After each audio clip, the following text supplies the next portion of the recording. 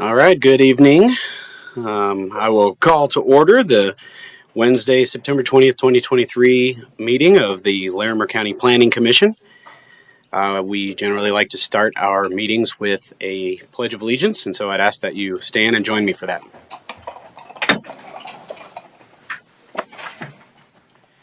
I pledge allegiance to the flag of the United States of America and to the republic for which it stands, one nation, under God, indivisible, with liberty and justice for all.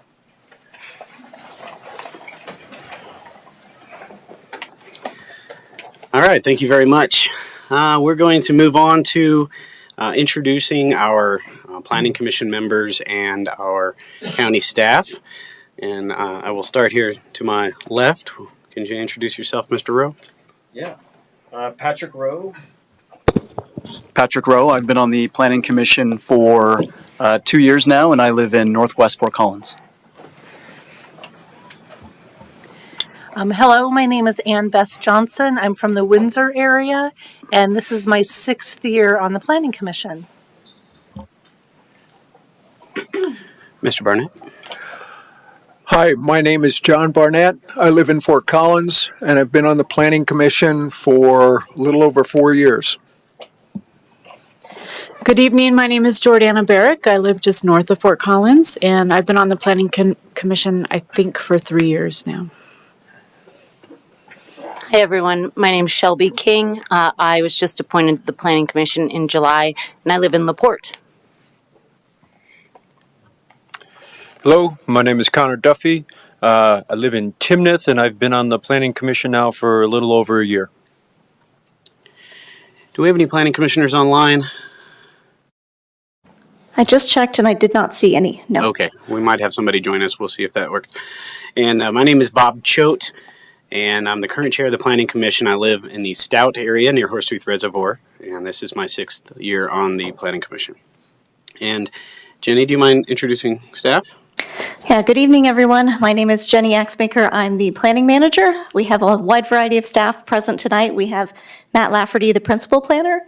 We have Justin Curry, another county planner. We have Stephen Rothwell from engineering. We have Ashton, whose last name I forget, with the health department. And then we have Noel Udell, also with health. And within the audience, we have Ken Cooper from our facilities group. And I believe we have Megan Flanagan from Department of Natural Resources, as well as some of our law enforcement representatives. And with that, let me go over some procedural overview. We respectfully request that all members of the public silence their electronic devices. Please help yourself to a copy of the agenda and hearing procedure instructions, which are located on the wall right here, and are also posted on the website at larimer.org/BOCC/commissioner meetings. For each discussion item tonight, we will begin with a presentation from county staff, followed by a presentation from the applicant, with time for any clarifying questions from the commissioners. There will be an opportunity for any members of the public to address the commission with their comments on the matter. Both the applicant and county staff will have an opportunity to respond to any questions or concerns raised during public testimony. The commission will then ask any remaining questions of the applicant or staff before entering into deliberation and working towards a decision on the matter. During public comment, please wait to speak until recognized by the chair. Please maintain civility, refraining from audience applause, comments, or disruptions, whether positive or negative. Please make all comments directed towards the commissioners from the podium. A portable microphone is available if needed, and please state and spell your name at the beginning of your comments. Please speak directly into the microphone so that remote participants may hear. For those joining us on Zoom, attendees will be muted until they are recognized by the chair. If an online attendee wishes to speak or request a consent item to be removed, please use the raise your hand function on the Zoom control bar. Upon request, assisted listening devices are available for the hearing impaired. And tonight we have 1 item on the consent agenda and 3 items on the discussion agenda. Thank you. Thank you very much. The next item on our agenda is public comment on the county land use code or regarding relevant land use matters that are not on this agenda or expected to be on a future agenda. So are there any members of the public first in the room who would like to comment on the land use code or other land use matters? All right, seeing none. Do we have anybody online who would like to comment? Doesn't appear so. All right, great. We'll move on. The next item on our agenda is approval of the minutes for July 19th, 2023. Has everyone had an opportunity to review those, and do we have a motion? I would move for approval. Second. Great. We have a motion for approval and second. All those in favor of the motion for approval signify by saying aye. Aye. Aye. All those against, same sign. Motion passes. Thank you.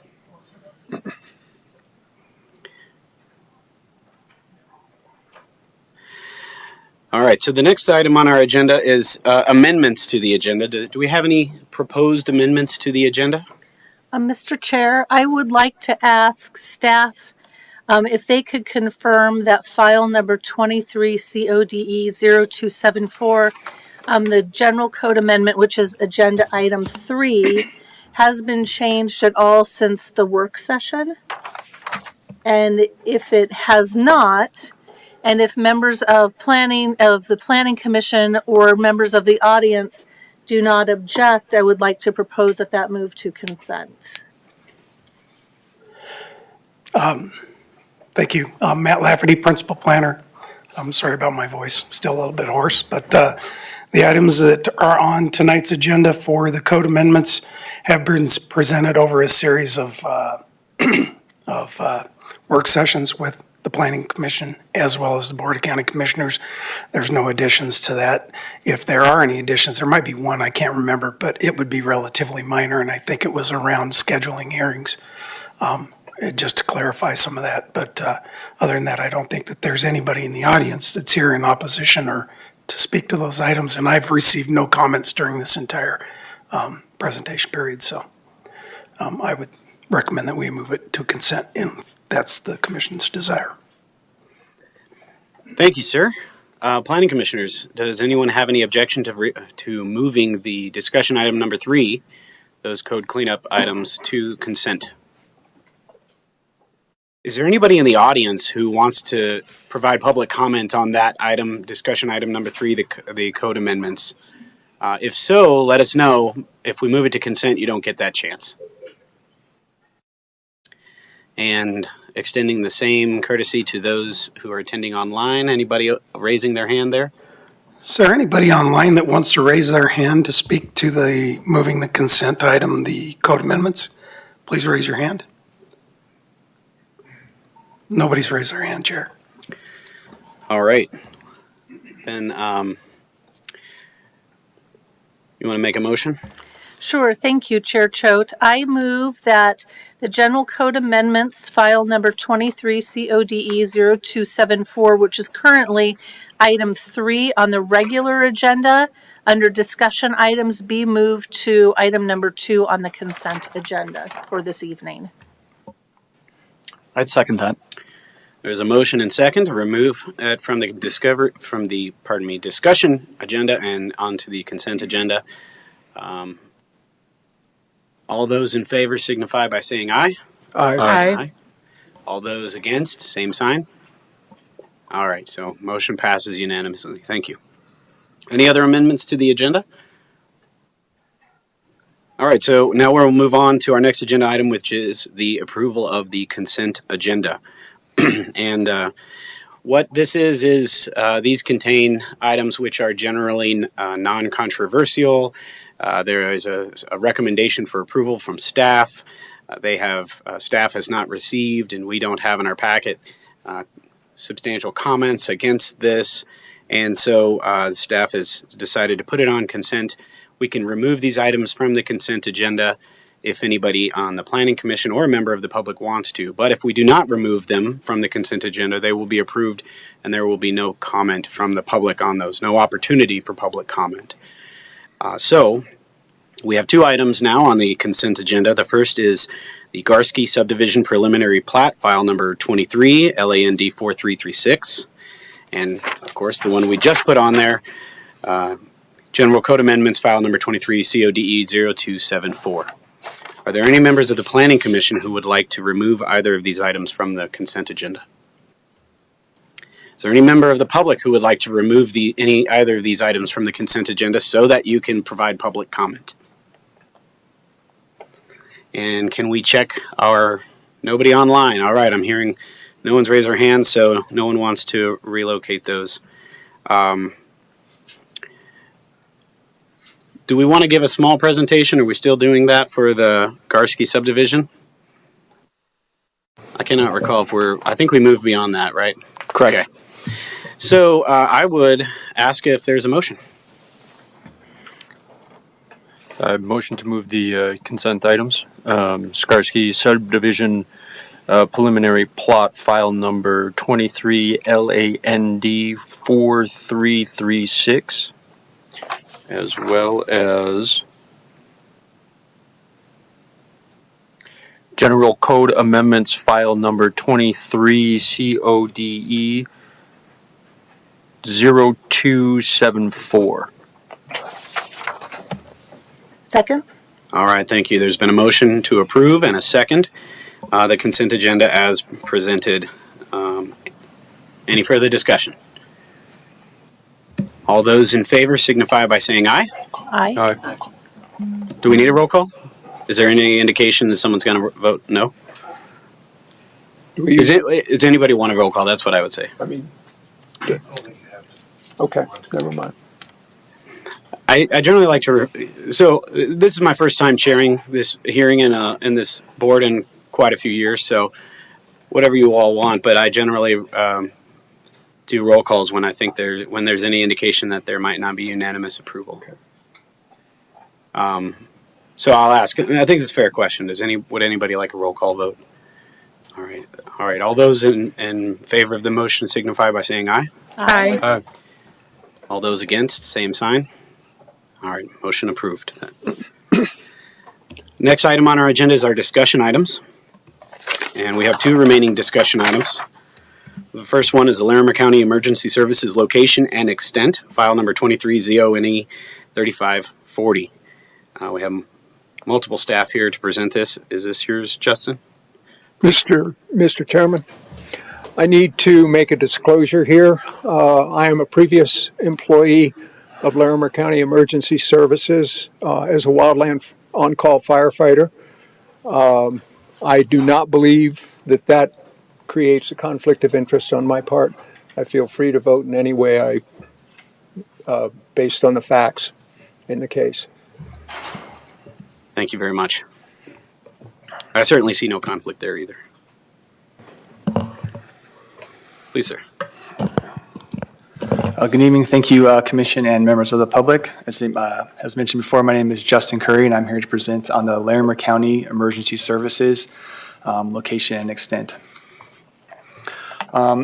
This project is located, as you see the image here, at the northwest corner of West County Road 56 and North County Road 19.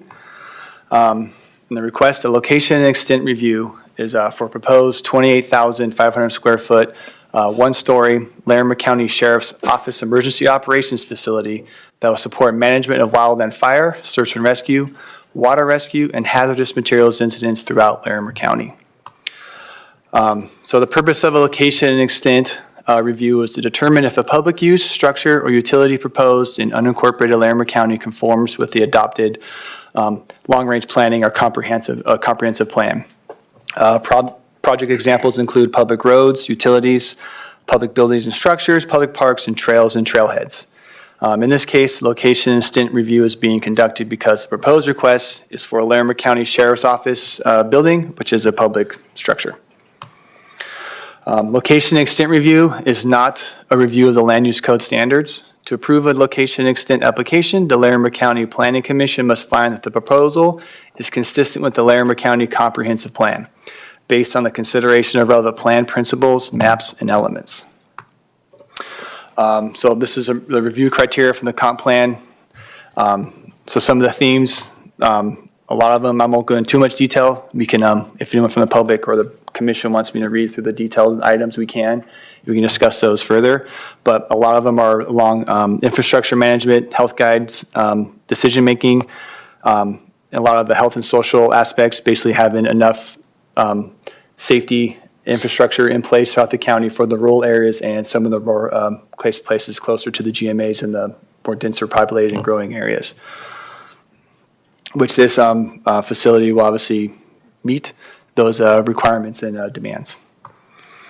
The proposed Sheriff's Office Emergency Operations Facility is consistent with the Larimer County Comprehensive Plan. It was referenced to multiple agencies. Comments were received from the County Health Department, who had no objections to the project, and then no comments were received from other referral agencies. And just want to say that the comments from the lack of comments is kind of a standard thing because there was a state required notification requirement to get this to public hearing, and so that leaves a short window for staff and referral agencies to review. And so it's quite common that we don't have comments from staff and referral agencies. And then, so this location distinct was also located in the LaPorte area plan. And so with that, in that area, LaPorte area plan, for their long range proposed land uses, there wasn't a specific line item called out for, police, fire stations, other kind of institutional, if you will, buildings. And so we felt that was appropriate to then have a neighborhood meeting, in which we had one, I believe, August 18th, I'd give or take. Sorry, I wasn't at that one, where we had about a dozen or so members of the LaPorte area show up. And from my understanding, it was well received. And a lot of them were just had questions about this facility itself and the types of uses and stuff. And so it was a very productive and good meeting. And so again, they were notified within 500 feet. And then we also took the proposal to the LaPorte Area Planning Advisory Committee. And so that was well received. Again, most of them just had some specific questions about the site, but at the end of the meeting, they recommended approval to the Planning Commission. And so that was done. And both those items are not a requirement of traditional LNEs, but since it was in the LaPorte area plan, we felt it was appropriate to give those folks a chance to see the project and give notification. And then following the location instant review, the proposal will be required to go through a technical review process, which is, more or less a site plan process where more detailed plans and any technical reports that are required will be reviewed by internal and external referral agencies. And then that's, again, where the applicable land use code standards will apply. The development services teams find that this proposal for a new Larimer County Sheriff's Operations Facility is consistent with the Larimer County Comprehensive Plan, as noted earlier, and that we recommend approval of the Larimer County Sheriff's Emergency Operations Facility, location instinct, file 23, zone 3540, subject to the following conditions. These are all, again, pretty standard LNE requirements. The applicant must obtain all applicable county, state, and federal permits, including any required access permits. And then any significant changes to the proposal may result in the requirement for additional location and extent review. And I know we have members of the applicant team here, and if they can come up and give their presentation as well. And I'll open the file for them. Hi, good evening. Thanks for your time today. My name is Ken Cooper. Am I supposed to spell that? Is that what I heard? Ken, K-E-N, Cooper, C-O-O-P-E-R. Facilities Director for Larimer County, and part of the project team for this project. We appreciate your time tonight. Justin covered most of the things that that's pertinent to the project. We did want to talk a little bit about where we'd be vacating the project. Would replace the current facility that's located on 1303 North Shields. So it's right on the west side of Shields, just north of the Poudre. So it basically butts up against the Poudre River, and that is in the floodplain, and so we did a feasibility study. I'll introduce later Jeff Arrett with the Architect Studio, but they led us through a process working with Justin Weitzel and his team in emergency services to look at what the needs are. And Justin Curry mentioned the building sizing and so on. That's about 3 times what's there now, so it really is significant in terms of the improvements that we'll see for this team. The majority of that space will be covered storage and things like that allow for a lot of this expensive equipment that's used to to exercise and meet public need in rescues in the river, fire rescue, things like that. So a lot of this facility, as you learn a little bit more about it, would be to get that equipment inside and extend the life cycle of it and so on. Really extend the the public dollar on those things. So because the redevelopment of that site at 1303 North Shields would require FEMA involvement, so the timing is very challenging. Would require us to raise that site about 6 feet, and obviously that's expensive. And so we began looking for property soon after that study was completed, which was at the end of 21. And so we've been at this for a little while, and very excited to come tonight with what we think is a really good solution, certainly for the county, but also really for the residents as well. It's going to be a neat facility and provides for terrific access up through that Poudre Canyon. Justin Weitzel and Captain Tim Keaton are going to speak a little bit more about that, but the majority of their calls as they run through their day-to-day are up through the Colorado 14, the Poudre Canyon corridor. So we appreciate the time. I don't know if you have any questions right now or if there will be later, but right now I think Captain Tim Keaton is going to come up and talk a little bit more about what the actual day-to-day operations look like and what this focused facility can do to to help support that. So thank you.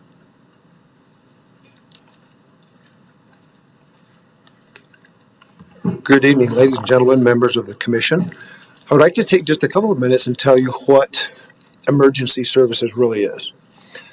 Most people wouldn't understand or know, but Colorado is actually one of only 3 states in the entire United States where the elected sheriff is statutorily responsible for fire suppression, and part of that fire suppression becomes search and rescue and all kinds of, basically if a citizen can get themselves in trouble and need help, we're there to go help them. Talking a little bit about that, we have full-time staff that will work out of this facility daily. Those staff will respond to all aspects of any disaster or wildland emergency that could require assistance. That could be floods, torrential downpours that create the floods. That could be tornadoes, wildfires, winter storms. Certainly, if anybody who can get themselves in a challenging situation in a winter storm, we actually deploy a snowcat in the winter to go rescue people, probably sometimes 2 and 3 days a week.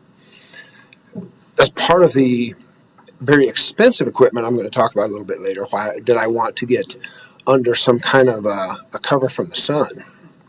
A couple of other things we've recently started is a medical program that provides advanced life support to both our responders, whether it be the firefighters, the search and rescue personnel, or anybody who's going out there, the dive rescue team. We always deploy a full paramedic to be with them and render aid to the responders, and then also to the people, because this person is capable of doing any aspect of that the search and rescue team do. They can respond to the patient that is in extreme terrain much more effectively than oftentimes the paramedics from an ambulance crew will go to. So that program will be housed out of this facility and will respond with the other first responders going to any emergency we're responding to. Another aspect that we've recently started just this year is a wildfire mitigation program.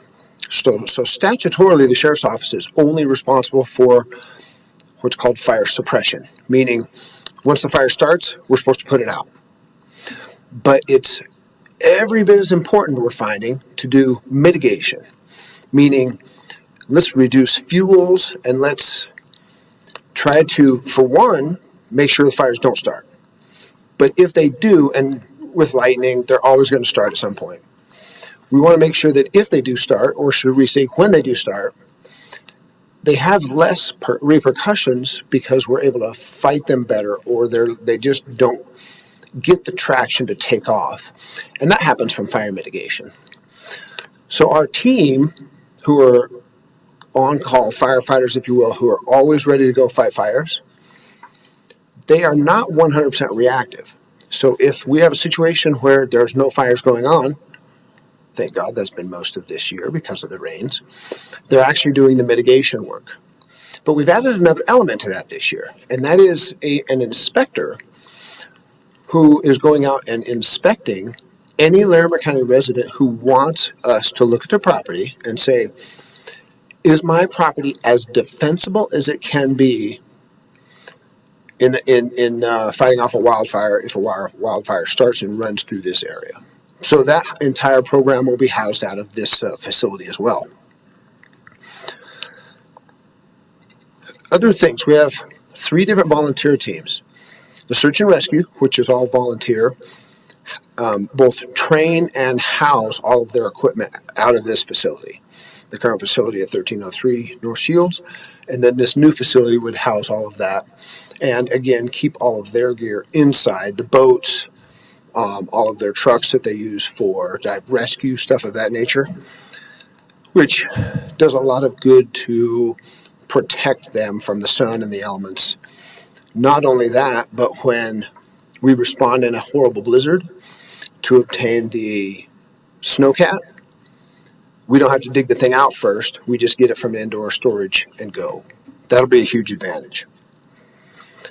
So we talked about the volunteers, the search and rescue volunteers. The second one is dive rescue.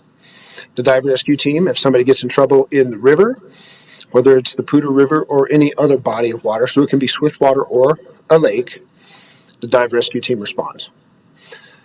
They are amazingly qualified and willing to do stuff that sometimes I scratch my head on why they do. But whether it's icy, whether they will put on a dry suit, but if there's life in danger, they're going in the water.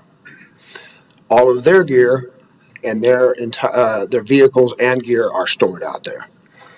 Lastly, not as much for gear because there's less gear of it, but the Diamond Peaks Ski Patrol will train out of this facility. So if somebody gets in an avalanche anywhere within our range, the Diamond Peaks Ski Patrol will go up there and work to get them out.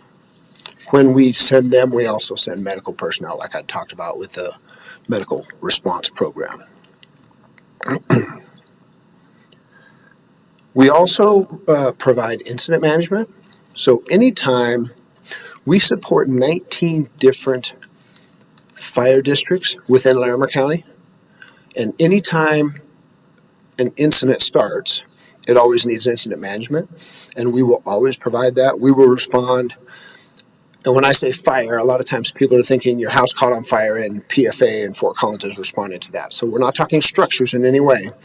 But anytime there's a wildland fire, and whatever fire district assumes command of that, if it is within a fire district in Larimer County, we will go to provide incident management up until the time, and depending on the size of the incident, this might be in the first operational period of 12 hours, and it might be a little bit after that. But we will provide incident management if they ask us to do that, up until the time they ask us to assume command of the fire, which usually within 12 to 24 hours, we will assume command of that.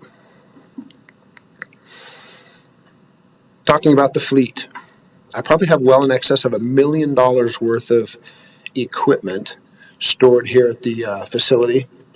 One of them is a communication van. I'm actually replacing that this year, so I'm very, very keenly aware of what the cost of that is. Our new one's going to be about $600,000. The challenge is sitting out in the sun all the time, things dry rot, they crack, and then we go to use it and it's not functional. So as the budget guy, I do a lot of things on the command staff of the Larimer County Sheriff's Office, one of them being the budget. That drives me a little bit crazy. But let's be honest, that's not the biggest reason we need that thing covered. It's because when we get that thing, the comm van, the snowcat, whatever the case may be, we're not grabbing it because we're taking it on a recreational drive. It is mission-focused, mission essential and we need it to operate the way it is intended to. And so when it's exposed to the sun, sometimes we don't know that it's not operational until we get it on scene and start to deploy the thing and it's not working. So that's a big reason to have everything covered.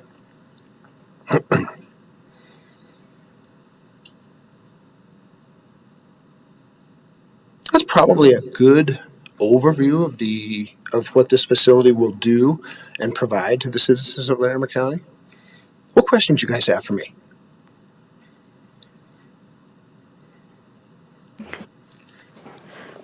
Thank you for running through all the programs that you guys are working on setting up Absolutely. there. Always interesting to hear what else is going on in our county.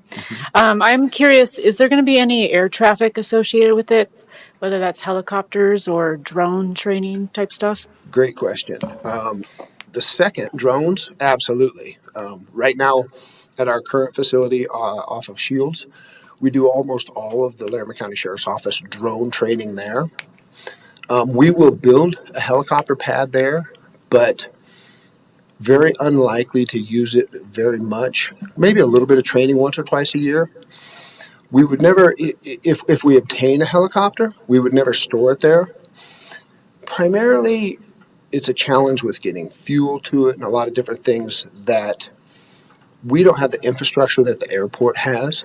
So the intent right now is not to store a helicopter at that location. So even if we do fund one and put a helicopter into the fleet, the intent is to store it at Fort Collins-Loveland Airport. Great question. And then what about the medical program? Will that have an actual ambulance leaving from that location? Great question. We are not going to do an ambulance because we don't want to compete with private industry or private businesses. So the paramedics will have a vehicle that will be an emergency vehicle, but it's not designed for transport. So there won't be an ambulance. They will be, right now, what he's working out of is a Suburban. Mm-hmm. Thank you. Absolutely. Hi, thanks. That was all very helpful and interesting. I noticed in the cutout photo, in the pulled back one, there's a lot of extra land on the west side of that lot. Correct. What's going to happen with all of the abundance of land out there? Is that all for training? We will use it somewhat for training. A lot of it will be probably a track around the edge for people to run. We have a physical fitness course that certain members of the agency have to do. The firefighters have to maintain a level of physical proficiency that they have to demonstrate every single year. So that would be performed there. In reality, we don't have a long-term plan to do any more building out there, like an actual structure with buildings and stuff of that nature. To be honest with you, the water wouldn't support it. But we don't have any intention of no building need for anything. expansion out there in the future. Is No. no. The plan is, on the larger, more blown up picture is if we need to expand the building itself, is to kind of, you can see that entry and then those two boxes up and left of that. Mm-hmm. The plan is to expand the building in that direction, but minimal. It definitely wouldn't go out into the open area. And speaking of the building, is there any plans on construction and construction materials and environmental accounting for the site, or just for construction materials yet? If we got that far? Great question. We have not got that far. Thank you. Absolutely. Yes, sir.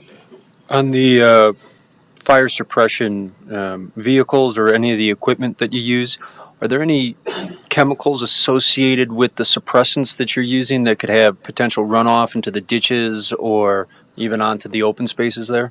Great question. No, when we have a Type 6, is what it's called, truck that is basically like a big F-550 dually pickup, they have about a 300-gallon water tank on the back, but that's all water.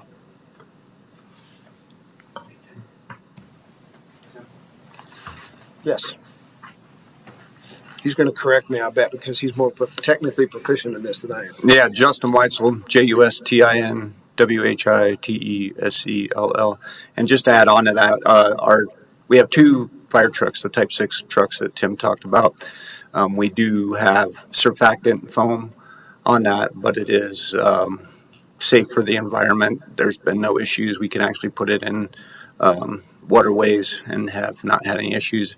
I think we only have about 30 gallons total at the facility, but none of those contain the PFAs or anything that would be of concern. I brought my expert in case I misspoke like that. I'm glad I did. And I don't know if I spelled my name for you. Do you guys need me to do that? Okay. Could someone speak to the location that was selected? What other properties did you guys look at, and why was this one the best? That's a great question. Justin can talk to this as well, but we probably looked at 5, 6, 12. Okay, we looked at 12 total different building sites. Some of them were on CSU's property on the west campus there by Chrisman Field.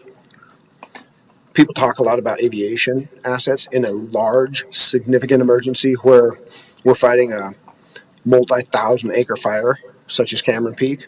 There will be a ton of air assets on something like that, and they're always going to go to Chrisman Field. So a lot of the operation from this facility would be taking place out of Chrisman Field either way in a significantly large event. But there was a lot of factors that went into this. We looked at properties in Wellington. We looked at properties at the mouth of the Big Thompson Canyon. We looked at several properties along the western side of Fort Collins. Some factors that weighed into it for both of us. We kind of pin mapped. Well, if you look geographically, it's very, very centralized in the county. But if you look at it population-wise, it feels like it's way north because Fort Collins is all to the south, and then Loveland, of course, is further to the south. Some reasons for this I'll get into, but we analyzed on a kind of a pin map of where all our calls for service are, and about 70% of them are from the Poudre Canyon north. So that was what made me want to weigh in on pushing it to the north side of Fort Collins. So there's factors involved in that.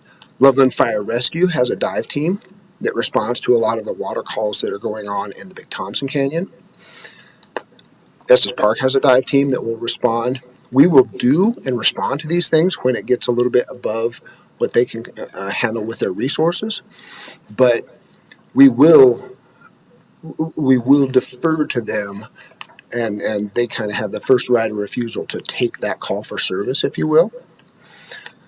That's kind of the contributing factors on why a good portion of our calls are further north. One of the big attractants to me at this location, I'm a retired state trooper before I came to the Larimer County Sheriff's Office. So I'm always thinking about points of conflict with an emergency vehicle, primarily being a controlled intersection.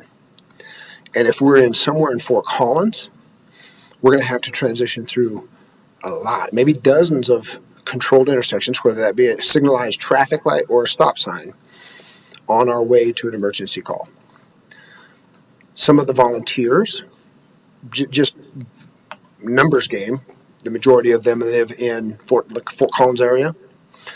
So if we headquartered it in the Loveland area or close to the mouth of the Big Thompson Canyon, we would have those people probably running lights and siren all the way through Fort Collins, all the way into Loveland to get the gear that they're going to need for the call, and then turning around and running all the way back through what they just ran emergency code through again. And for me, looking at liability, that's a huge problem with the potential for crashing into cars and affecting the driving, motoring public.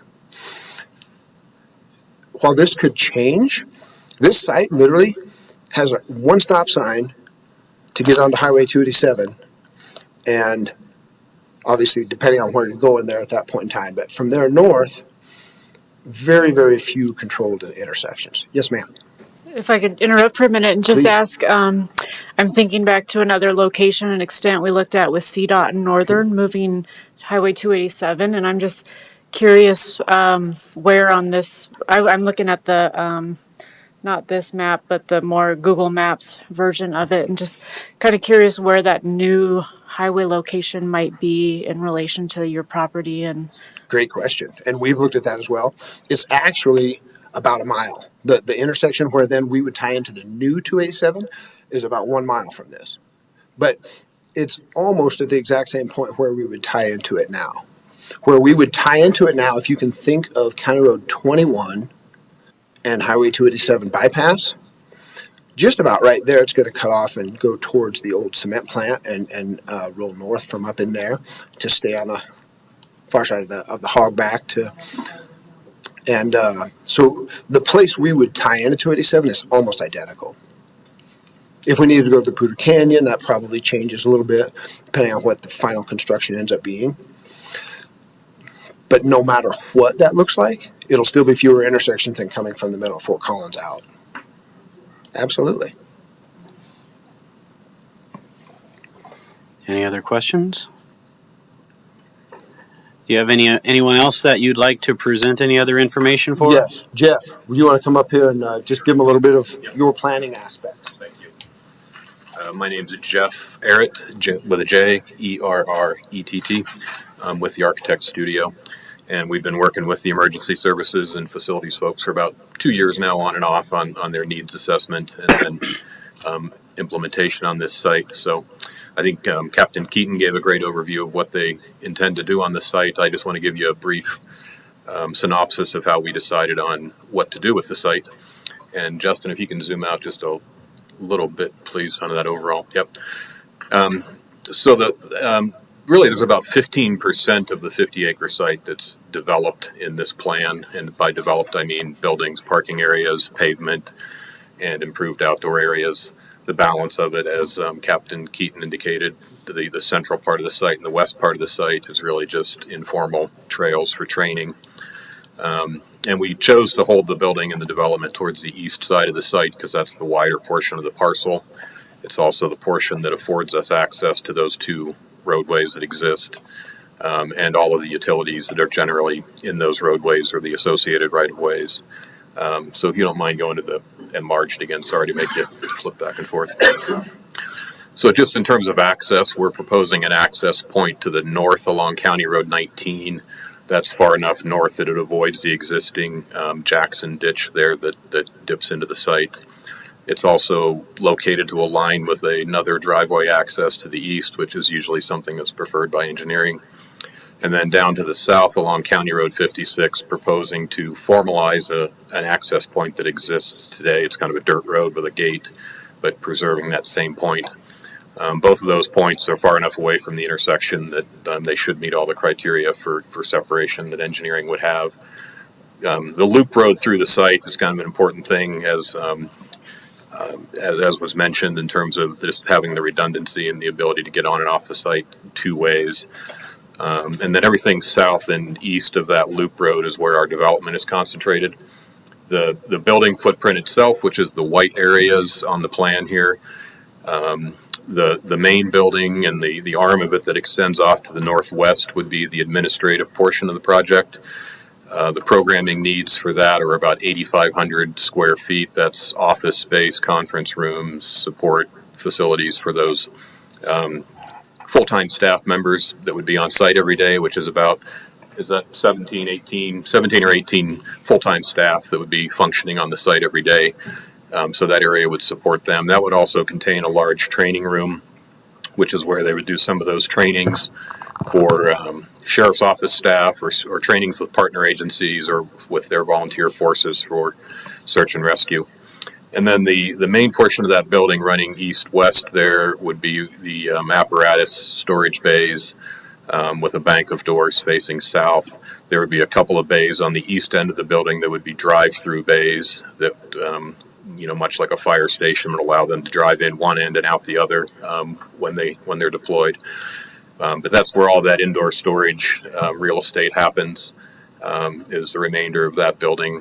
And that's indoor conditioned and kind of protects those assets from the weather. Just across the paved area there to the south, you see 3 additional rectangles. Those are meant to represent unenclosed, covered storage area. So those would be structures that have a roof, likely enclosed on three sides, both to kind of provide some protection as well as some screening, and then open on the north end, just to provide cover for some vehicles that don't need to be inside of a conditioned space. And the way that's oriented, those buildings are situated kind of facing each other so that that operational area in between is sort of screened by the buildings themselves. And then the fenced area you see here, the black dotted outline around the development area, we've deliberately kind of held that back from the actual property line. So we have some area outside of the fence to do some landscape screening and buffering.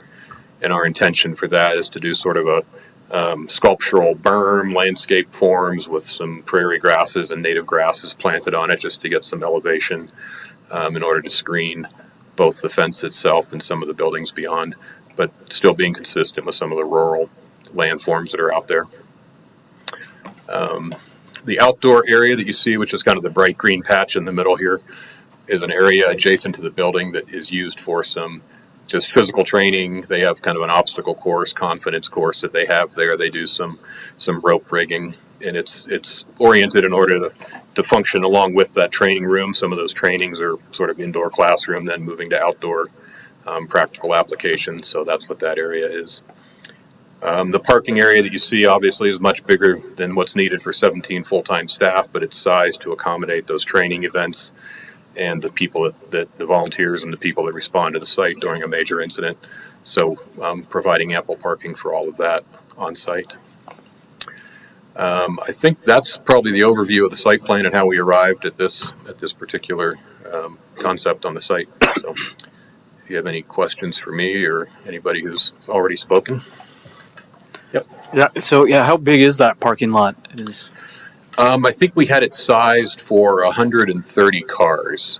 Mm-hmm. So, there's about 20 spaces there for full-time employees, and then the remainder of it is for people that are arriving for training or for an incident response.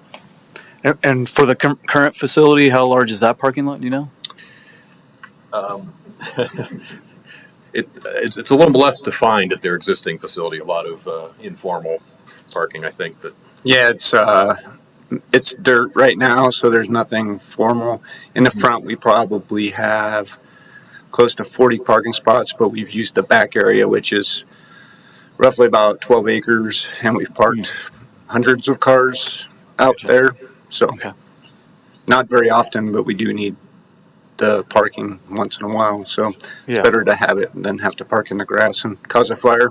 Mm-hmm. And those incidents or those occasions, I guess, where that parking lot would be used, in more substantially, what are those and how often does that occur? Yeah, they're infrequent. They typically happen. The search and rescue team, there's 110 team members on their roster. When they do trainings, we're talking 25 to 30 on average for roughly about 2 to 4 hours a night. Mm-hmm. But once a year, they bring all their current SAR members in and then proposed members in at the same time. Our current facility, we have about 30, we had about 30 places. I had to renovate it for cubicles for additional staff. But when we did have a training room at our current facility, it was about 30, and squeezing 110 people into a 30-person training room was difficult and got really hot at times. And then, this year we've been fortunate. We haven't had any significant events like Cameron Peak Fire in 2020 or High Park in 2012. I know everybody cringes when I say that. It's coming whether I say it or not. And those, we get typically one about every 5 to 7 years where we'll bring people in, but it won't be for a long duration. It'll be the initial meeting, and then they'll find another place to take over, but we will run some operations out of that facility. Gotcha. And with your existing facility or on some of those occasions where you kind of have a higher intensity use, do you have issues kind of with neighbors or things like that, just kind of with that kind of swell of traffic and that kind of thing? No, we've never had any problems. Right now we're on Shields, which is, the main road. Where here we have 2 roads. Yeah. And we can get with the entrance and exit on both sides, we can control traffic a little bit better than we currently can. Mm-hmm. Sometimes we'll get traffic backed up on Shields if we have a bigger amount of people coming to our facility, but this affords us the ability to move traffic a lot easier than what we currently have. So I don't see it being an issue, and we've never had any concerns from neighbors or traffic issues at our current facility. So, Yeah, thank you. Appreciate it. Anyone else? Questions? Insults? Thank you very much for your thorough presentation. All right. Are there any clarifying questions for staff on this? If not, we'll go ahead and open this up to public comment. Anyone in the public like to come on up? Please state your name, spell your name, please, and tell us your thoughts. Good evening, everyone. I'm Daniela Honegger, Daniela Honegger. I live just north of the property, and I had a couple questions.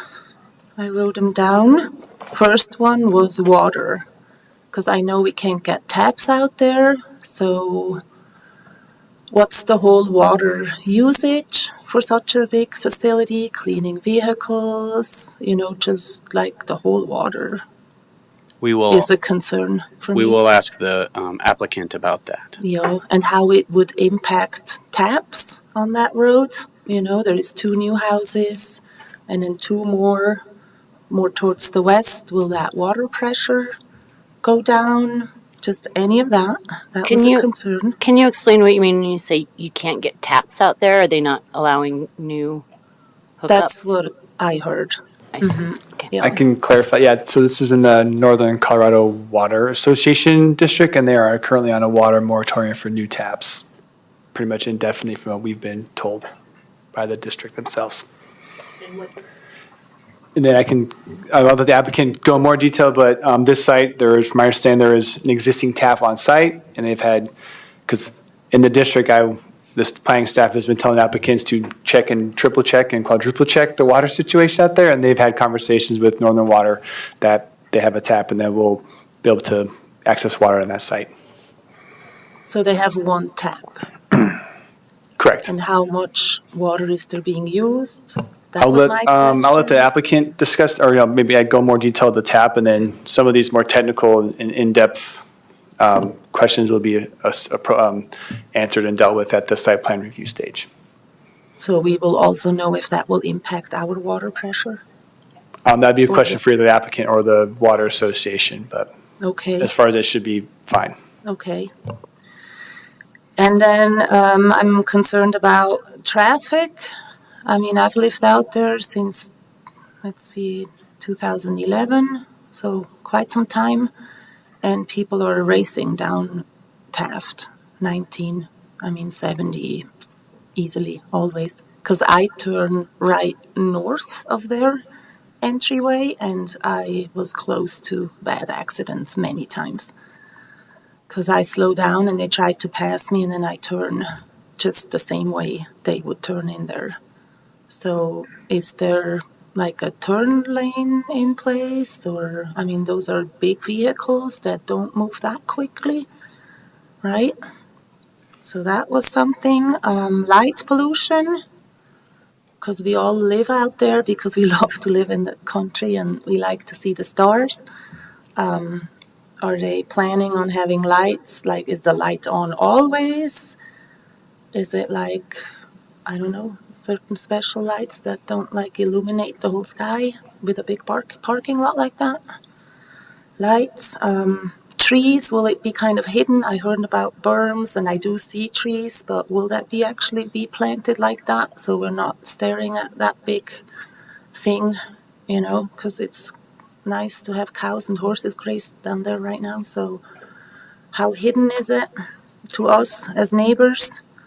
Will there be building built down the years to the west of the property? Is that staying vacant for how long? How many years? That was another question I had. The drones you mentioned, are they staying on the property? Are they flying over our properties?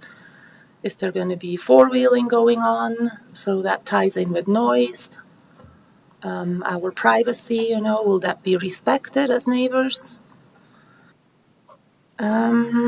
Oh yeah, and then I had one thing. You were saying those three buildings to the south, they're open to the north. Is that correct? That's correct. I would suggest turning them because we get really high winds. And in winter, the snow, you don't build like open to the north out there. That's just kind of a tip. But anyways, that was all I had. Thank you. Thank you very much, Ms. Honegar. And just to be clear, so what is in front of us today is the location and extent review, which is basically making a decision on whether or not the location and general intensity of the use complies with the Larimer County Comprehensive Plan. A lot of the things that you're asked about will be determined at the next stage, which is not a public hearing, but public information, which they'll have designs for their lights and things like that. But I will ask the applicant to respond to your concerns, which sound legitimate to me. Okay. And then we will be informed about all that, like those questions. Will they be answered to all? How do we know what's really happening or going on eventually? Yeah. Mr. Curie, is there an opportunity for public input or comment or notice or anything on that site plan process? It's my understanding that the technical review, like typically a site plan review, there is not a public notice once we receive an application. It's just, there's, it's not a public notice or public review. So it's just most of the stuff you're asking about, there is more the technical aspect, like the chair mentioned, that is, we do have aspects in our code that require that there's no light pollution that leak off site that demonstrate that. And there's other things that, and then they'll review stuff with engineering if a traffic study is required and if there's additional infrastructure requirements as far as, acceleration lanes or decel lanes and things like that. So all this stuff will be addressed per the code during the site plan review process. Okay. And we do have access to limit those impacts or limit them as best we can in developing. Thank you. Mr. Chair, but isn't it also true that those are public documents that will be available online? Correct, they are. They are available. So once you'll be able to, just not public notification, there are public information. So if you gave us a call or search up the information is available, and all the whatever they submit to us that we require will be available for public view. And you can ask me questions. I'll be the planner involved with this. You can call us or any other departments with any concerns or questions you have. Okay, I'll just come in and talk to somebody, I guess. Thank you. Thank you very much for your comments. Is there anyone else in the public? We'll give you an opportunity. I just want to make sure everyone else if there is anyone else wants to from the public, come on up. And then I will ask you to respond, and I appreciate that. And if you would please state your name and spell it. Hi. Good evening. My name is Sandy, S-A-N-D-Y, Eggleston, E-G-G-L-E-S-T-O-N. I didn't really have any questions. I do have a couple of concerns. I think this is a great facility. I understand the need for it. My biggest concern is there's going to be a lot of training and a lot of people out here, it sounds like, a great deal of the time. I know in the neighborhood meeting they said there'd be ATV training, side-by-side training. We have drone training, we have dog training. I just want to make sure that the property that I moved out for stays quiet, stays nice. I know this is necessary.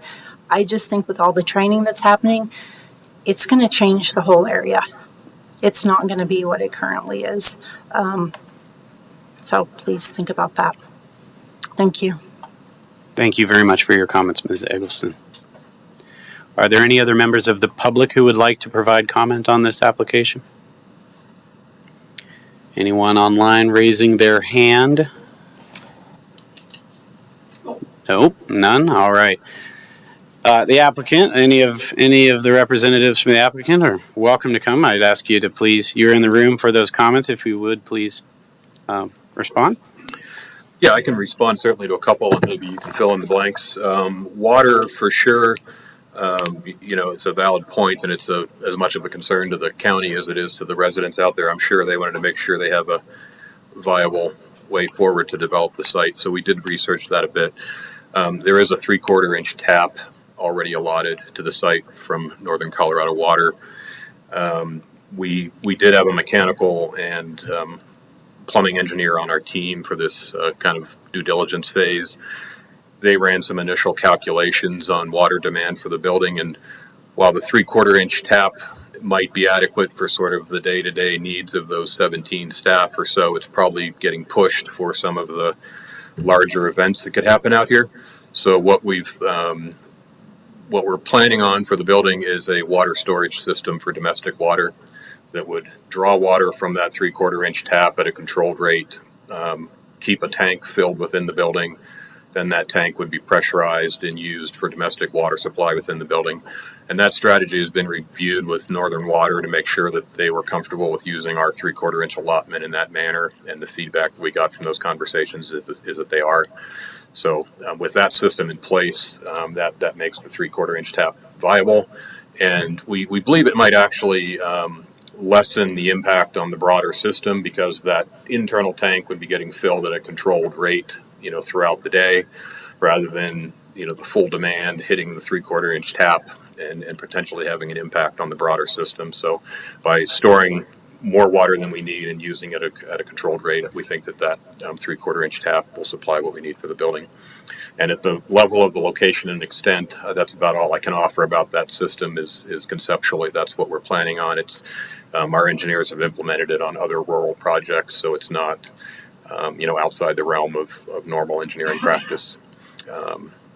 And similarly, for fire protection for the building as well, sprinkler system, we will have an on-site storage tank for fire protection that'll rely on a fire pump to provide fire protection. So that'll be filled once, essentially, to provide enough water volume to provide fire suppression for the building. So both of those have been reviewed by our engineering team for their viability. Traffic is, we did hear some concerns at the neighborhood meeting about traffic. Most of them, similar to what we heard tonight, seem to relate to speed of traffic out there. And I presume that's something that you guys are in a position to address if necessary. I think as part of the site plan effort, there may very well be a traffic impact study required with that. So at that time, presuming the L&E is approved tonight, we'll have to conduct a traffic impact study, get some trip counts, understand what's really happening out on those roadways, and address any improvements that need to be made based on that traffic study. Lighting, I certainly understand the concerns for that. I think both the county standards and our own design position on this would be that there shouldn't be light trespass off of the site. We're working with dark sky principles here, where all the fixtures we're using are full cutoff. Optics on modern fixtures are very good. You can get very tight patterns in them, so you have really 0-foot candles beyond the limits of what you're trying to light.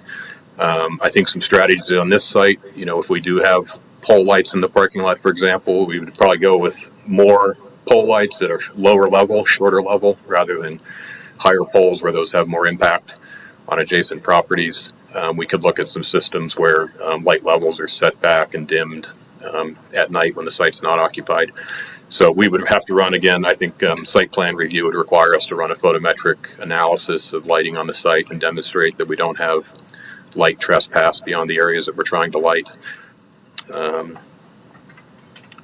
Future development, I think, it's been mentioned in this meeting, and it's been discussed before with facilities and sheriff's office, that I really don't think the site supports much beyond the building that's represented here and maybe a small future addition. But in terms of building future structures that would require additional water tap, we don't think that's even available from Northern Colorado Water. I don't know that infrastructure is going to be in place anytime soon to do that. So I don't know of any plans to develop additional structures on the site beyond this one, and I don't think that it could even be supported with the infrastructure that's there beyond what we're building in this proposal. Yep. It sounds like the plan so far is kind of butting up against the limits of what the water would hold. Where would the water storage site be located and how big would it be? And how long into the future would you plan on having that be adequate? Yeah, so the water storage would be an interior tank, essentially. And it would be in a mechanical room in the building. And that 3/4 inch tap, much like the tank on your toilet, gets filled over a period of minutes and then, flushes over a period of seconds. That tank would get filled over the course of the day. It would have a float, to keep it at a certain level. And then the water would be pressurized and discharged from that tank and used for domestic purposes in the building. And then that tank could be refilled and recharged again. So the tank just has to be sized appropriately to provide enough water capacity for the demands within the building. Has there been studies done on what that is and then what it could change to in the future as we grow? It will be. I mean, we don't have firm numbers on it yet. Our engineers looked at, prospective fixtures within the building, what the fixture demand is for those restrooms and break rooms and things like that. And determine that it's viable to use a system like that with a storage tank supported by the 3/4 inch tap that's available. Exactly what that system looks like, it hasn't been engineered yet, so I can't tell you how many gallons it is, for example. But it's a method that they've used on other rural sites with a similar constraint. And in terms of future, I think when we talk about future growth, we're probably talking about this building maybe adding some storage bays, some apparatus bays, and maybe a little bit of administrative office space. If you think about the core functions of restrooms and break rooms and shower facilities, those are going to be built into the initial building, not likely part of the expansion. So I think any future growth within that building is not going to likely increase the water demand on the site. Thanks. Screening, again, very, very valid point. We, at this level of detail, again, we're trying to represent that we're thinking about screening and that we'll be providing some screening. Will every tree on this site plan be exactly where it's shown? No, but I think when we get again into that site plan application, a landscape plan will be required. We'll probably even do some studies from some of the surrounding view corridors and see where we really need to concentrate trees and berming to provide the most screening that we can. There is a little bit of a natural berm that occurs with the Union Pacific Railroad. It sits kind of up on a little ridge, and I actually spent some time driving around up to the subdivision to the north, and while I can't get into anybody's living room and look out, I could look down and see that berm does provide a little bit of a cutoff to our site. Granted, once you build a building there, that elevates things a little bit, but so we would look at all of that and do as much as we can to provide screening of the building and the parking areas, while still trying to keep it looking natural and appropriate for the rural context out there. So following up on that real quick, am I correct to say that this is not a facility that needs to have significant visibility for any purpose? There's no need that it needs to be, lit up completely at night, and it doesn't need to be seen from a mile away. There's essentially zero public visitation to the building. It's all internal operations, so I don't think there's any impulse trying to get people to turn in and see you. So I think the only unique aspect of the lighting might be some security aspects that are important to your operations at certain times. But the general parking areas, I don't think would be illuminated much differently than we typically would.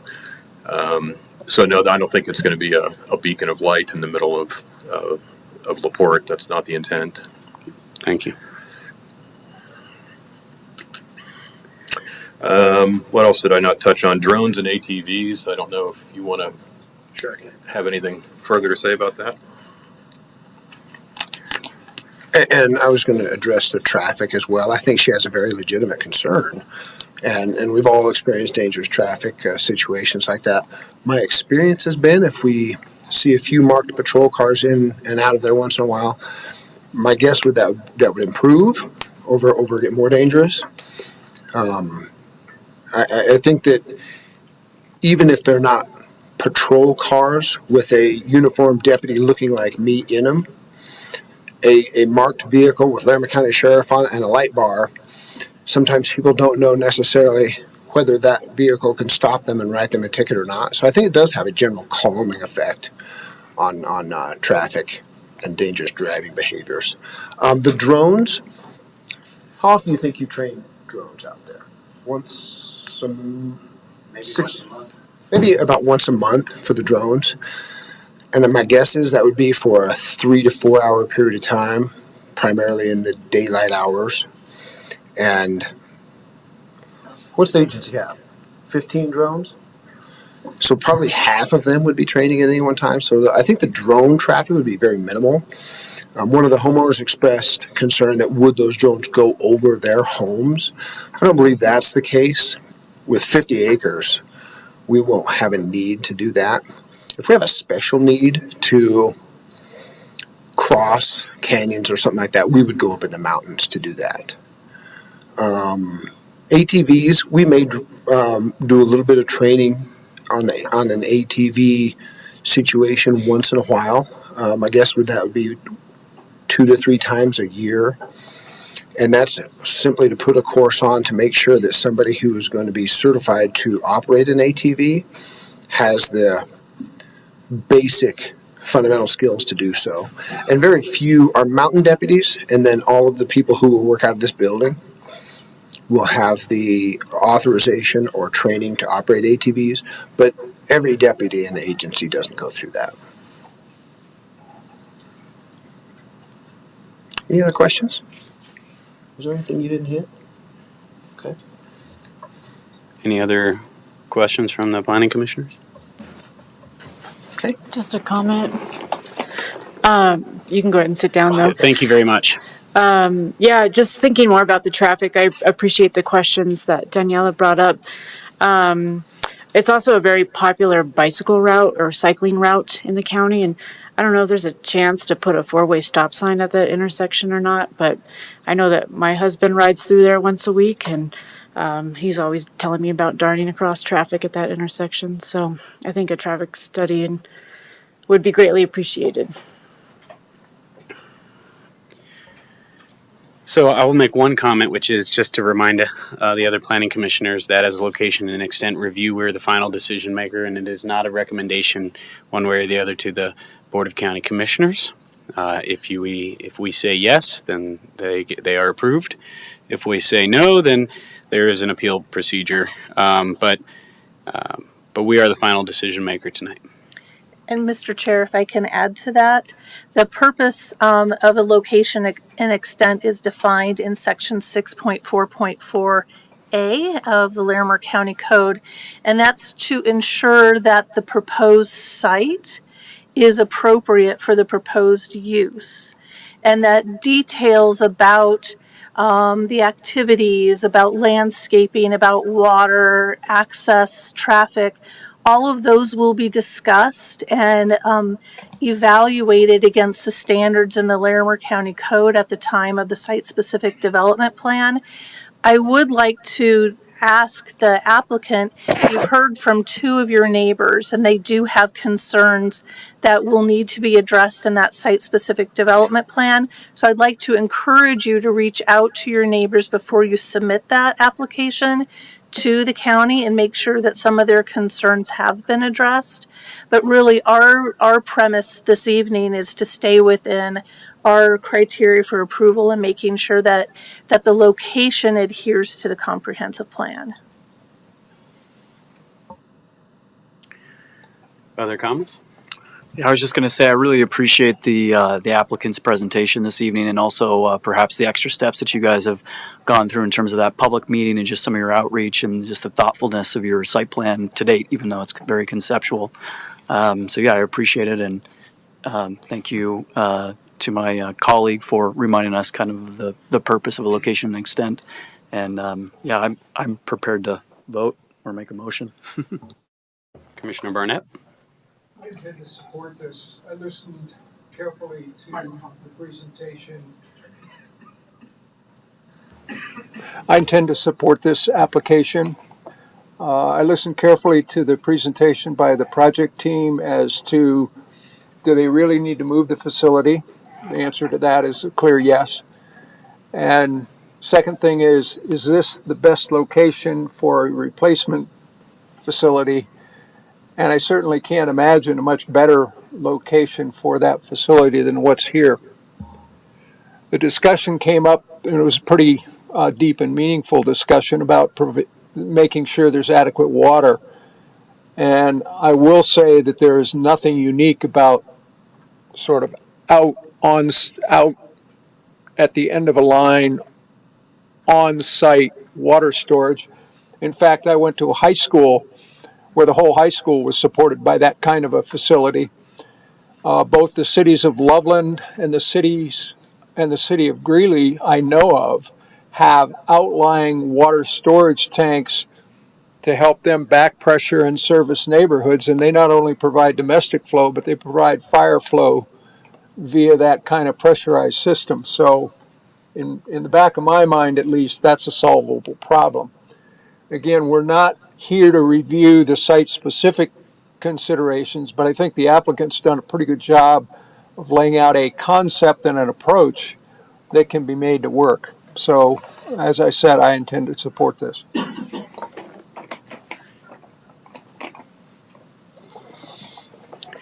Any other comments? Mr. Chair, I have a comment, which is that I was looking at the bylaws just a minute ago, and the bylaws do say you're supposed to do a roll call vote. Oh. And it says shall be by roll call vote. Okay. So I stand corrected on that. And for this one, I think to do that. And then just to kind of doubly be safe, we probably should go back to the consent and just do a roll call vote to make sure that it's clean. All right.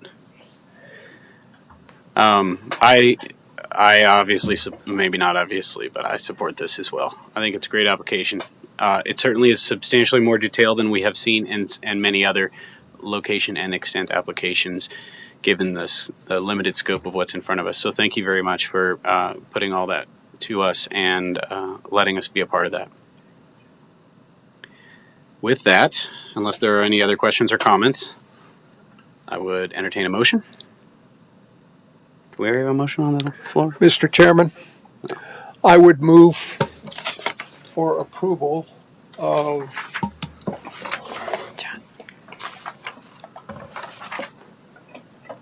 Larimer County Emergency Services location and extent, file number 23-ZONE3540, as with the conditions as presented by staff. A second. All right, we have a motion and second to approve. Any other discussion? With that, roll call vote.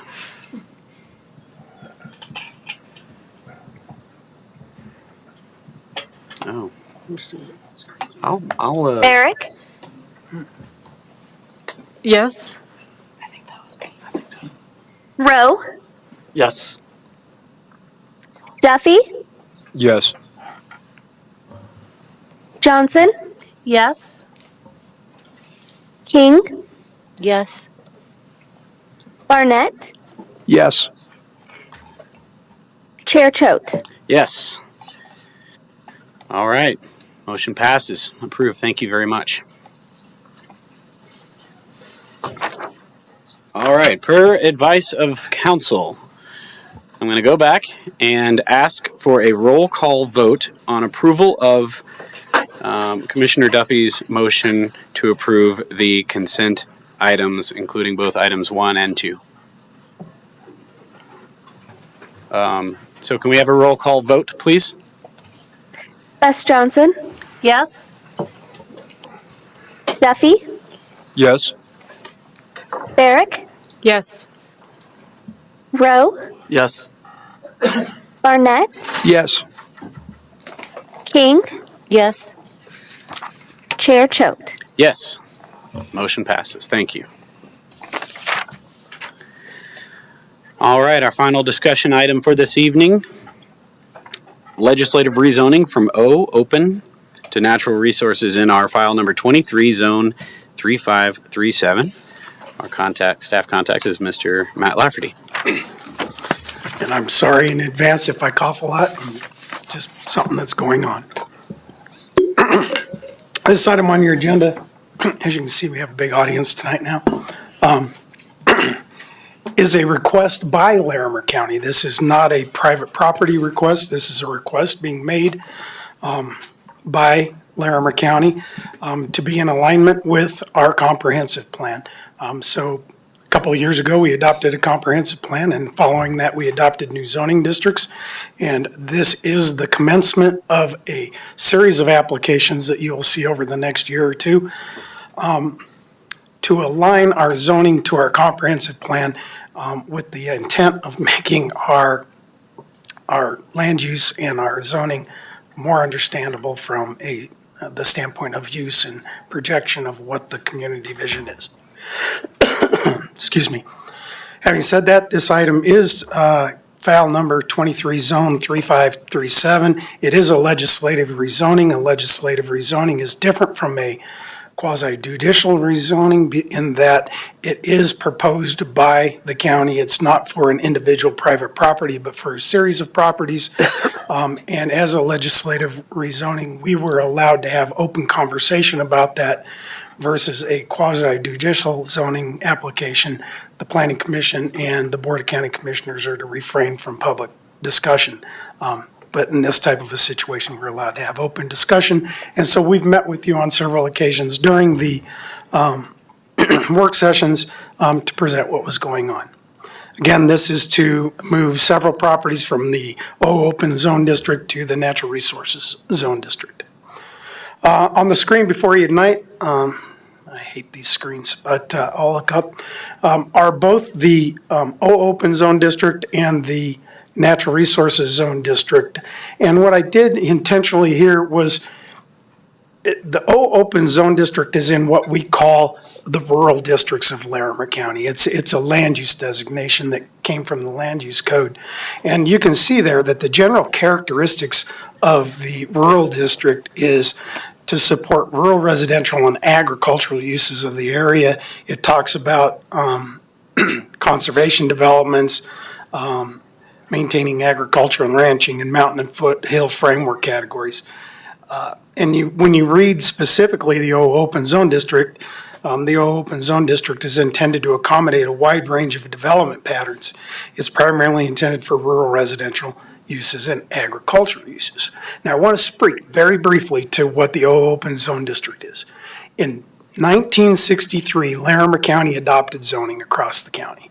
And in that year, probably 75 to 80% of the county was rezoned to open. And at that time in 1963, the open zone district was just that. It intended to say you can do whatever you want out in the open zone district, but you can't do the uses that are listed in the zone district. It was kind of backwards zoning. It existed that way until 1972, in which time they switched the zone district for the open zone district, and they said, these are the uses that are now permitted in the open zone district, and everything else that could possibly occur out there is not allowed in that zone district if it's not listed in the uses permitted or by those by special review. Following that approval in 1972, this open zone district saw a whole series of changes over probably a 20 or 30-year period in which people would come in and say, well, I want to do this use or I want to do that use. And we just arbitrarily started adding uses to the open zone district. And it became very sloppy and non-organized zone district, if you will, from the standpoint of zoning. It wasn't very contained. And so during the adoption of our most recent comprehensive plan and zoning code, the discussion was, well, we ought to narrow the scope of the open district way down again, and let's put focus on what we think the right zone districts for certain areas of the county ought to be. And that's why we came up with some new zone districts. We came up with an agricultural zone district, a natural resources zone district, agricultural zone district, a forestry zone district. And so we come up with a whole series of new zone districts, of which several of you were on the board when we did that. Natural resources zone district is one of those. And we put that under this new land use, this category of conservation and ag districts. And so in the comprehensive plan, it talked about areas of the county that have potential water issues, because there's just not a public water supply out there. It's very rural. It's highly agricultural, or is in the mountainous areas where we have farming, ranching, or other activities such as that. And it was intended to support the ongoing use of these properties as agricultural, but also to recognize that there are lots of natural areas out there, the Forest Service, forest lands, and a lot of the county open space and other open spaces that are owned by the state and federal governments. And so when you read this designation that's at the bottom of the screen for natural resources, it says this NR district is intended to maintain the character of the natural areas, public lands, and open lands. Rural residential may be allowed through the rural land use process, which is our very minimum land use category for creating residential development. You can only base it on 35-acre development, so it's very low density. So this speaks directly to the issue of why would we want to move properties out of the open zone district into this natural resources designation? Well, the intent is to protect our natural resources. Those properties that the federal government or the state government or the local government, the Larimer County or Fort Collins or Loveland, has purchased, and to put the proper designation on them to make it where that these are natural resources properties that have been purchased with public dollars, and our intent is to protect them in the long term and to make sure that that we understand their designation. So hopefully this screen helped a little bit to show the transition of what we're trying to accomplish. So what's being proposed? What's being proposed tonight is a series of properties that are owned by both Fort Collins and Larimer County. We did talk to the city of Loveland. They weren't wanting to participate at this time. That doesn't mean they won't participate in the future, but they're the only other real large municipal owner of public lands in this area. And so we approached Fort Collins, and we worked with our natural resources folks, identified those properties in the county that are publicly owned that we would like to move into the natural resources designation. And they're represented by this top line here on the zoning table of contents, which is dark green. So this big area over here represents Redstone and Soapstone. Thank you, Megan Flanagan from our Natural Resources Department. And thank you so much for your help through this process. You've got some area down here around the backside of Horsetooth Reservoir, so Horsetooth Reservoir National, or our park area. You've got some areas down along by where we own land down on the backside of the Hogback down by Coyote Ridge, some of those areas. So you can see these dark areas. Those are all publicly owned areas that we're going to move out of the open zone district and into this natural resources designation. And once that's done, then that becomes a readable part of our community. We can look at that and we can say, oh, that's a different color. It must mean something. And then we can go look it up and we can understand what that land use conflict might be, if there's another rezoning happening in the area, or if somebody's proposing something on an adjacent piece of property. I will say this is phase one. Our next step is to approach the state and the federal governments and to work on changing those properties, the national forest lands and Rocky Mountain National Park and some of those areas, and converting them out of the open zone district. And so you'll see a major change when that happens if they all buy into this concept. We're trying to make it voluntary. It doesn't have to be a voluntary process. We can approach them, tell them this is what we're doing, and ask them to come along with us. And if they don't, our board could still approve it. That's the nature of legislative rezoning. But probably 2/3 of the county could be converted into this natural resources designation as public lands. And so that's our goal over the next year. Once we're done with that goal, we're going to move to the flatlands, and I call it the flatlands. That's the area east of the first hogback, and we're going to work on converting areas into agriculture then that are privately property owned. That'll be a little bit more difficult to get accomplished, I'm sure. And then we're going to move it in the mountainous areas, and we're going to try to convert a lot of that land into the forestry zone district. So that's our long-term goal. And so this was the first step, and we wanted to make sure that the process worked, because according to state law, in order for us to do a legislative rezoning, different than a quasi-judicial rezoning, we have to notice this in a paper of general circulation, and we have to post the zoning map change, this map you see up here on the screen, in a public place for viewing and comment. And that has to be out there for at least 30 days prior to hearing. So we have these map and some handout material posted up in the lobby of the planning department's lobby for people to come in and look at and make comment. And I've seen a lot of people take our maps and look at it, but nobody's made any comment. We also took it a step further and put this out on our website so that people can get on the website. My address is out there so people can contact me at any time and ask questions, and I've received no comments from anybody else. So we've done the notice, and that notice will again repeat for the Board of County Commissioners, so that will be published for another 30 days before we go to hearing with the Board of County Commissioners. Also, in accordance with state law, you as the Planning Commission tonight have to make two different recommendations. One, you have to certify this to be the proposed map of Larimer County's zoning map. So you'll certify that this is what you viewed and this is what we're passing forward for the Board of County Commissioners' recommendation. Once that's done, you can make a recommendation on whether or not you support the legislative change or not. And then that will move forward to the Board of County Commissioners for a final decision. I'm almost done. So, as always, we give you a copy of the review criteria. The review criteria for most zonings is here on the screen. We provided a response in our staff report. First of all, is this compatible with the surrounding uses? And, this land use already exists. So we're not really changing the land use of these properties. So it's already out there and it's compatible. These are natural resources area, public open spaces. They should be compatible with those areas around them. This does represent a public need in that we did do a 2.5-year analysis for our comprehensive plan and another 2 years on our code. And this is what the public wanted. This is what they told us. This is our vision. This is what we want to see out of our comprehensive plan. And so this is taking us in that direction to make sure that we fit those needs. Is there a change of circumstances? Not physically any change of circumstances out there, but the change of circumstances is that our community has told us that open space is a valuable resource in Larimer County and that they want to protect it. And that's identified in our comprehensive plan, and this supports that. Is there adequate infrastructure?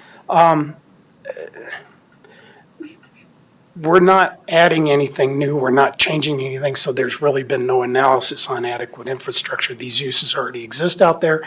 And so there was no need to do that analysis. The natural environment, does this result in a significant adverse impact to the natural environment?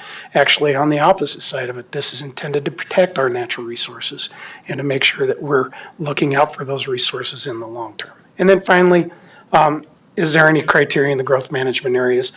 And that's not really applicable to these applications, so we didn't respond to that criterion. Finally, I don't know why this changes. There we go. There are two suggested recommendations. I asked tonight that the Planning Commission certify the land use, the Larimer County zoning map and the Larimer County Front Range map. I didn't show you that one. All it is a clip out of the main map that shows the same thing just as a blow up of the Front Range area. That's your first request, and then secondly, that you support this recommendation and move to approve this or make a recommendation approval of this item to the Board of County Commissioners so that changes can be made here in the future. With that, I'll answer any of your questions and would be happy to move forward. Any questions from planning commissioners? Is it only publicly owned land that can ever be made a natural area or a natural resource zone? Can somebody elect to put their own, like donate it? They can. Somebody could come in and say on their own private property that they want to convert it into a natural resources designation. And when we go through and we start working with private landowners in the future, they'll have that option to talk to us. I do know that Megan and I have spoke on several occasions, and so has the city of Fort Collins, I believe, that there are a lot of conservation easements that are out there on private property, and those are not represented in this green swath. And so some of those property owners may want to move that property into that designation as well in order to just provide an added layer of protection or of understanding of what the intent of those properties are. Would that ever be compulsory? Like, would we ever get pushback from landowners that had conservation easements and would have to put them into? Or, well, at this point, from the standpoint of the county, we're not, my understanding as the project planner for this for years, is that we're not going to take the posture of forcing anybody to do anything.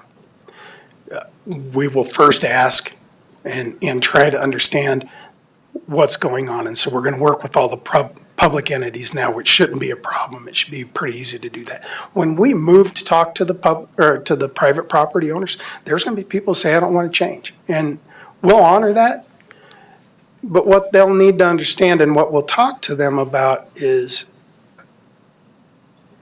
you can join into this process and it's not going to cost you a penny. And we're going to make the change and it's going to just be done. And we'll show them the benefits of it and the cons, because there are some cons and benefits, but we'll show them the list of uses, which I think was in the packet for this one, to say, here's the difference between these things. You can make a decision. If you don't join us in this effort today and move forward, and you decide in the future that another zone district fits your need, maybe the conversion of your land to agriculture or something like that, then you're going to have to come in and pay the price. And a rezoning application in Larimer County, $5,000 or more, and probably 8 or 9 months in the process. It's not a real comfortable process to go through, and you subject yourself to a lot of criticism when you do that. So, hopefully we'll get more people coming along than that. I don't suspect that we're going to get all of them. And then it will really be up to the Board of County Commissioners in the end, as I think we talked at one of our work sessions a month ago or two, when we were talking about the mobile home stuff. Board of County Commissioners can take the posture and say, we're just going to change it. But I don't think at this point that that's our posture on this matter. Mm-hmm. Any other questions? Megan, you want to step up? I'm sorry, I should have asked you earlier. Thank you, Megan. Megan Flanagan with Natural Resources Department. And just one addition to your question is, of the lands that are showing up in green on the map, most of those are owned by Larimer County or jointly with partners, except for Soapstone is the one city-owned property. And we have conservation easements on an equal amount more. So it is quite a bit of land base that's under conservation easement with private landowners. And all those were voluntary. So those landowners chose to put a conservation easement on their property with the county. There's a lot more in the county that are owned by other entities like Colorado Open Lands or some of the statewide land trusts, Estes Valley Land Trust. And those easements, the language in them is much, much more restrictive in almost every case than what the zoning would limit. So it'll be really interesting as we reach out to those landowners and see if they want to elect to put their land in the zoning designation. I would think most would, because their intent in mostly donating those conservation easements was to ensure that those lands are protected forever. And so that additional layer that this would provide, especially as a buffer to adjacent land developments and helping to inform that, I think would be of strong interest. But we'll see. Makes sense. Yeah. Thanks.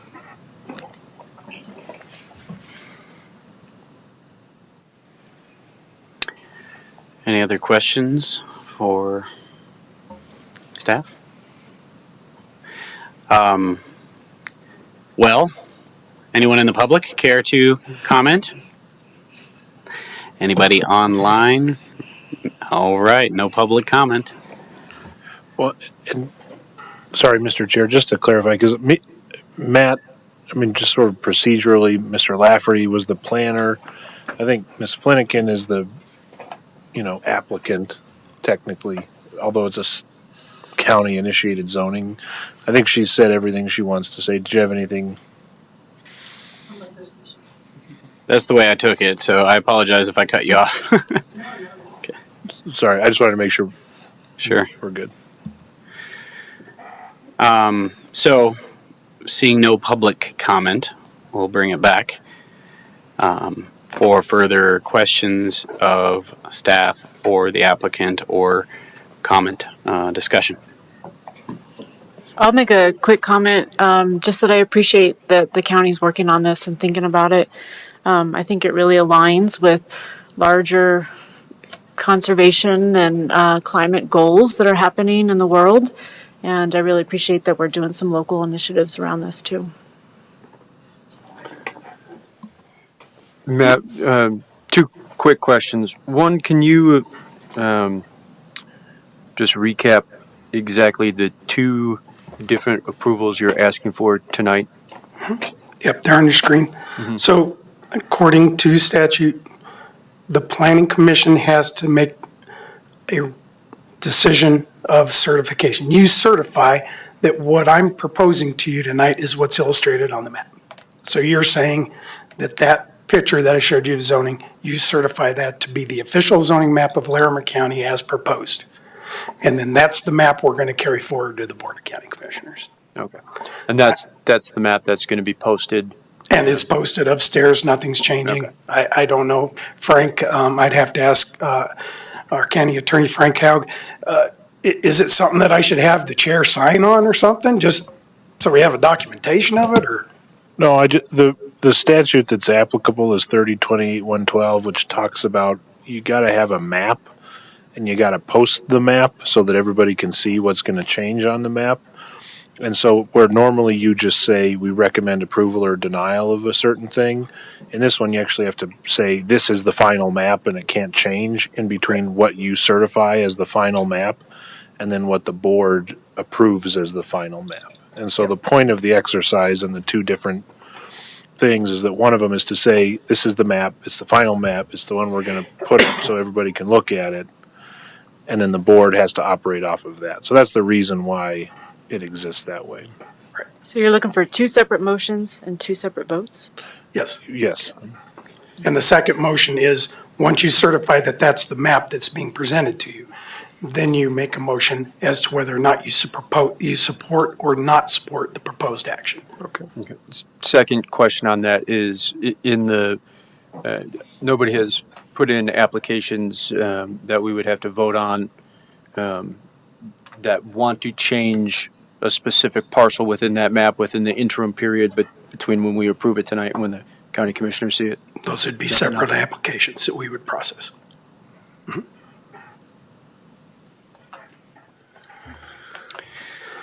Go ahead, Mr. Burnett. I think this is a really good approach. One of the things when we do come to dealing with some of the conservationist issues, some of the reserved rights that the landowner reserves for themselves in those easements may dictate that that it goes into a different zoning district than natural resources. So there's a little bit more sort of homework and negotiating one-on-one with those landowners just to make sure that they're allowed, that we're keeping for them their reserved rights without trampling those. So that's going to be important at that time. So that's going to be more work than this was, certainly. But with that, is there any reason not to make a motion at this time? I just want to add a little bit of clarity to what you said, Commissioner Burnett, and that's 100% correct. On the map here, that kind of beige, that's how I'm going to put it, this beige area, that's the open zone district. So we got a large area that we're going to be working with. And it's not all going to be natural resources property. There's going to be some that's going to go to FO forestry, some of it's going to be in our agricultural zone district. We may even make some of them rural residential 1 or rural residential 2, depending upon where their location is and based upon the availability of certain infrastructure and whatnot. The idea is right now to focus on the publicly owned lands and to move those into the proper zone districts. And then after we get out of that, we can start working with private landowners. Okay, with that, could we go back? Okay, we've got it. Mr. Chairman, I would move that the Planning Commission certifies the Larimer County zoning map and Larimer County Front Range zoning map as proposed. I'll second. All right, motion to certify the zoning map and front range zoning map, and second. Any further discussion amongst the planning commissioners? We'll call for a roll call vote, please. Duffy, Yes. Barrick, Yes. Bess Johnson, Yes? King, Yes. Barnett, Yes. Rowe, Yes. Chair Choate. Yes. Motion passes.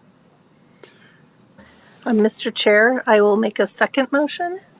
I move to forward to the Board of County Commissioners the approval of the proposed zoning amendments to the Larimer County zoning map and the Larimer County Front Range zoning map under planning file number 23 ZONE 3527 to change the zoning designation of multiple publicly owned properties from O open to NR natural resources as proposed by the Community Development Department in support due to the findings and the discussion as well as the criteria for approval found in the staff report. I'll second that. All right, there is a motion and second to forward with a recommendation for approval the zoning map and the front range zoning map. I'm just going to say my one comment on these, and I support this, and let no one say that you weren't as fully out front about what the plan is, right? It's going to take a long time, but you're saying what it is. No one's hiding the ball. We know what you're doing, and on a case-by-case basis, I may or may not agree, but this one I absolutely agree is a great way to move forward. So, are there any other comments on the motion? I will request a roll call vote, please. Duffy, Yes. Bess Johnson, Yes? King, Yes. Barrick, Yes. Barnett, Yes. Rowe, Yes. Chair Choate. Yes. Motion passes. Commissioner Choate, Chairman Choate, I would just like to close this item by expressing my gratitude for having people like Megan Flanagan in our Natural Resources Department, as well as those at the City of Fort Collins who worked with us on this to make this effort move forward. And I appreciate their time and energy, and thanks for the things that they've done for us. Thank you.